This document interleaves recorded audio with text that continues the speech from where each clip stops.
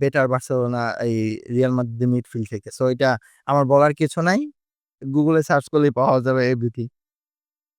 Real মাদ্রিদের midfield এবং বার্সার মিডফিল্ডের মধ্যে একটা কম্পেয়ারে যাই। আমি নাহিয়ানের কাছে যাচ্ছি। এর ভিতর বেটার কে বলবেন as a football fan? As a football fan hmm midfield হ্যাঁ, যদি হচ্ছে রিয়াল মাদ্রিদের সাথে বার্সা কম্পেয়ারে যাই আজকের স্কোয়াড, অবভিয়াসলি রিয়াল মাদ্রিদ। আমরা কি হচ্ছে বার্সার আমি আরেকজন রিয়াল মাদ্রিদের ফ্যান রয়েছে তিমো, তার কাছে শুনতে যাচ্ছি আপনার কাছে কি মনে হয়? এটা আমি অলরেডি মেনশন করছি, বার্সেলোনার ক্ষেত্রে পেদ্রি ছাড়া তাদের কোনো ভালো মিডফিল্ডার নাই। এখানে আমাদের অবভিয়াসলি বেলিংহাম আছে, শোয়ামেনি খেলতেছে এবং তাদের থেকে তারা অবভিয়াসলি প্রুভেন এবং গত সিজনে তারা ভালো খেলছে, ভালভার্দে আছে। সো অবভিয়াসলি রিয়াল মাদ্রিদের মিডফিল্ড ভালো। ওকে, তাহলে দুজন রিয়াল মাদ্রিদ ফ্যান রিয়াল মাদ্রিদকে এগিয়ে রাখছে। এখন আমি বার্সা ফ্যান রায়হানের কাছ থেকে শুনতে চাচ্ছি আপনি এই দুজনকে কিভাবে ডিফেন্ড করবেন? আচ্ছা, এখানে তো হচ্ছে গত সিজনের পারফরমেন্স দিয়ে যদি এই সিজনের ম্যাচ বিশ্লেষণ করেন তাহলে তো এটা পুরোপুরি ভুল, ঠিক আছে? এখন এই সিজনে দানি অলমো কতগুলো গোল করছে, আর দানি অলমো সেগুলো হয় সুপার সাব, ঠিক আছে? নামার সাথে সাথে হয়তো অ্যাসিস্ট করে আমি আদার অলরেডি মেনশন করছি যে বিষয়টা হচ্ছে তাদের পেদ্রি ছাড়া তেমন কোনো, ড্যানি অলমো কি সব ম্যাচ না খেলছে? না সেটা স্ট্যাটস দেখলে সেটা দেখা বুঝতে যাবে হবে। তার সব এখন ম্যাচ খেলে না।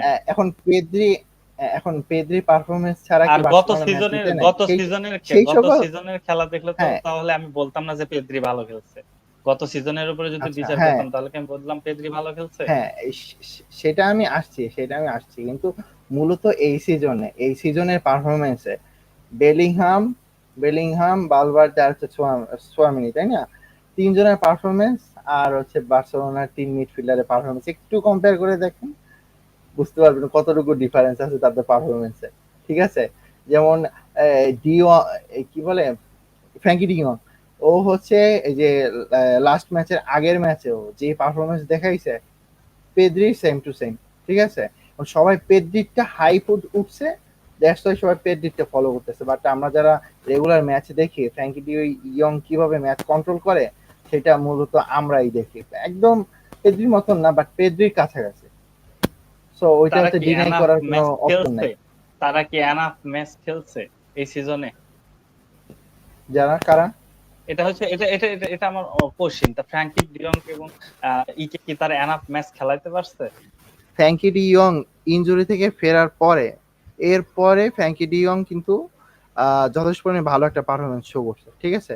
আর ডানিয়াল মতো একদম সিজনের শুরু থেকে মাঝখানে ওই যে ট্রান্সফার ইস্যুর কারণে ডানিয়াল খেলতে পারে নাই, বাট মোটামুটি যে কোনো ম্যাচ খেলছে খুব বেটার চোখে পড়ার মতো একটা পারফরমেন্স করছে।